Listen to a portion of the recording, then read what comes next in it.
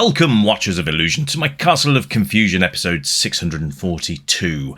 Hope you're all having a very good week so far. I'm looking at a game that was never released on the Amstrad today. Why am I doing Amstrad? Well, because I did that poll, and, well, it was weird, because Spectrum won, amazingly. But, so we've done a Spectrum, we've done Amiga, and the next two on the list that were neck and neck was the Amstrad and the Commodore 64. So it's Amstrad's turn today, and then it'll be the C64 followed by the MSX, which had the lowest vote, which is so unfair. But never mind. There's some cracking games on the MSX, by the way, and I'm bringing you an absolute stonker for that one. So you might regret your decisions anyway.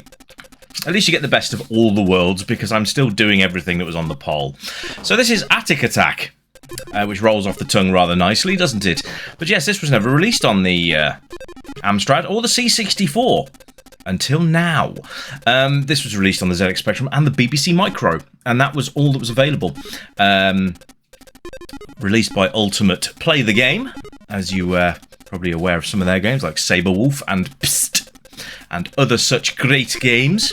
But this one was just, yeah, it was only released on 2 systems, which is weird. So here we are on the Amstrad, finally, after all these years. Now, this was actually released in 2020, so I'm a bit slow off the mark on this one. The C64 version released a lot sooner than that. No, later than that. The C64 version released a mere few months ago, I believe. But we'll be having a look at that one. It won't be my next one to play, because I don't want to do the same game back to back, because that would be a little bit of a cheat, wouldn't it, really? But yeah, I will be reviewing it on the C64 soon. Now, the whole point of the game is to escape the castle. We're going to go on to all the usual criteria in just a moment. So, let's have a look at your UI first. On the right-hand side, you can see there that we have a big chicken. That is your health. And that health chips away. The more you move, the more it depletes. The more you collide with monsters, the more it depletes. Now, there's some monsters that you can't kill with your trusty ammunition that you have here. You see the knight, he has a lance, and he can throw that around.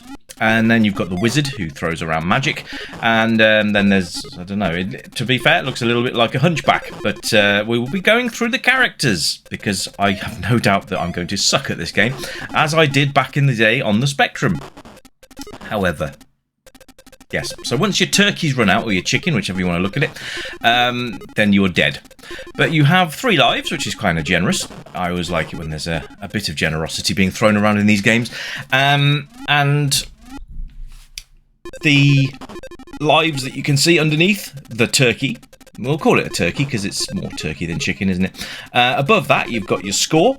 And then you've got how much time you've spent in the castle. And then above that, you've got your inventory space, which, yes, you can carry stuff around. As you can see, there are doors that have different colours on them. So to open said doors, you're going to need different coloured keys. So there's green, blue, red, yellow, I think. Some doors automatically open for you. Like the one behind me is just closed. I've now got to wait for that to reopen again. Can't get through the red door. So I've got to find the red key. So there we are. Now that red devil guy walking around, I can't kill him. I've got to find a special object to do that. Now there are some mobs in the game which require a special item to get rid of them for good. Other than that, these little guys keep respawning. So they're good. They're good for grabbing a high score, but don't linger around too long because they will overwhelm you at some point. So they are. Right, so that's we're on our last life now with that. There you go, there's the devil guy following us around. It's not fun. Now, if you've got a map to this, that'll probably do you some good, or if you want to map the game. I'm not sure if it's actually randomly generated or not. I don't think it is, but a map would probably be great, because then you don't double back on yourselves and all that kind of stuff. You will find items as you go. Now, the idea is to find the master key, which is split up into 3 different sections. And once you've got all 3 of those, you can escape the castle. So there you go. That's the premise of the game, anyway. And yeah, so you'll find various bits, but you can only carry 3 things at a time. So you've got to be good on your item management. Now, you don't want to hit the you don't want to collide with the mushrooms, because they will just deplete your energy massively. And obviously, the more you move, the more you take. So it's good to find rooms like this, where I've just pretty much got a full replen there, but I've just run into a blue door, which I can't get out of. So I've got to go back through. You probably remember Saber Wolf on the Specky. I think Saber Wolf was pretty good, to be fair. It was hard, but it was good. But they used the same sort of art style, which is great. There was consistency among the Ultimate games, which is great stuff. I think Jetpack was Ultimate Play the Game as well. Hey, I love a bit of Jetpack. Great game. So yeah, there's that, and that sort of concludes the graphics, really. They are very, very cool. There's a spanner there. I'm not going to grab that just yet. Oh, it's a room full of mushrooms. I didn't really need that. Yeah, so I've completed 23% of the game just by running around doing all that jazz. But the presentation's really, really nice. Very, very happy with that. Done a great job. So I'm going to play as the wizard this time. So he throws magic bolts around the screen. You'll see that they do deflect off the walls. You can do some pretty fancy trick shots if you're so inclined. If you've got the time or the energy to spare, you can bounce them all over the place, which is great fun. And yeah, well, why not? It's part of the game. We might as well use it. So yeah, everything's there's a cross there. That I would imagine that is to dispatch a vampire later on, but we've not encountered a vampire. Only the big devilly dude. That is now his name. The big devilly dude. There we are. So there we go. But a great effort made on the part of the devs here, and I'm very, very happy with this game so far. It's just Atic Atac on the Amstrad. This is what it should have been if we'd had it released in the first place. So massive props to you guys. This is a great game.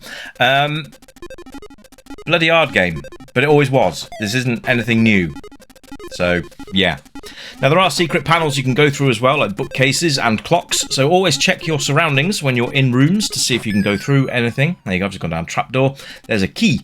That is the yellow key or gold key. And let's see.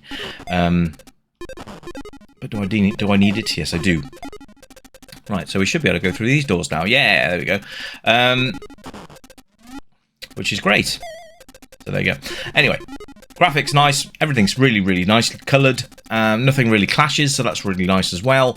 Yeah, it's actual joy to play, which is great. So sound is, well, it's pretty much just you running around bouncing things off the walls. As you can probably hear in the background, there's not a lot to do with the sound. There's no music in the game, which is odd because this is actually a 128K game, so I don't know, maybe they just ran out of code or memory space as they went, but never mind. It's a corking game anyway. I don't think the original had music anyway, so I'm just nitpicking there. Controls are nice and simple, up and down, left and right, and fire. There's nothing there to write home about. They all work. They are very responsive, and that's what you want in your games, because avoiding these buggers is a nightmare at times. So you do want controls that work very well. So again, that's going to be a big thumbs up. Well done. And playability now. Well, playability, it's definitely there. You will want to complete it. You'll want to get that 100%, get out of the dungeon, and or is it castle? Dungeon, castle, whichever. I don't know. But yeah, you'll want to do the aim of the game, and maybe you'll want to do it several times over. Who knows?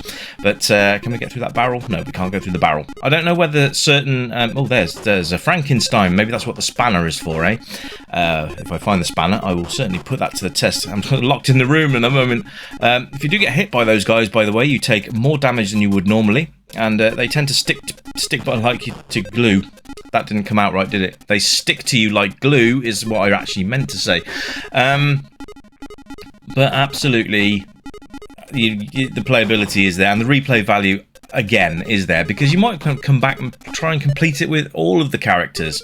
Like I say, it's not an easy game at all, because you're up against your life meter, which is ticking away all the time. So as soon as you start to actually move, and it's not ticking down now because I'm just running against the door, but the second I start to move, you'll see that my health does start to go down slowly. And well, yes, enemies will deplete that as you hit them, which is to be expected. Anyway, oh, there's another object there, but I don't know what that's for. It's like it's poison or something. Anyway, we'll take that with us, just because there's a bookcase there. Maybe there's a secret panel behind it. I don't know. I love the fact they've got all these different enemy types as well, which is great. Yeah, so replay value, absolutely fantastic. And age rating, well, pretty much any, to be fair. It's a cartoony style game, so that's going to appeal to a lot of people. I think that's part of the key there, but we'll leave that where it is for now. Once you've dispatched the monsters, by the way, you can drop the item that you were carrying around, because they don't respawn. So there you go. Now I don't know whether there's anything that can kill those hooded characters there. I think is that a red door? Sometimes it's hard to tell if it's a red door or not, but I think that is actually a red one because it's not opening, is it? So there we are. We'll go back through in a minute. I'm just trying to get the keys because I don't want to. Oh, poop! We're on our last life as a wizard. Right. Yeah, so age range any, give it a go. It's pick up and play, and you know, it might be a bit tough, but it's certainly fun. So let the little ones have a go. Anyway, guys, that's it for the Amstrad review. I shall be bringing you something for the C64 sometime very, very soon. Hopefully by the end of the week, with any luck. But I hope you've enjoyed this one, and thanks ever so much for tuning in. I will provide the download link so you can go and play this one yourself. And in the comments, I want to know if you played this game back in the day on the Spectrum or the BBC Micro, or whether you've just picked it up now on the Amstrad and decided to give it a go for the first time. But either way, let me know, and I'll be interested to see what you guys think. I will leave this playing because I'm going to play as the last guy as well, so I'll give you that as an extra bit of footage there without me waffling over the top. I'll pump the volume up just a little bit, just so you get that, and I will catch you guys very soon. So, as usual, you keep it retro, and it's bye for now. Bye-bye!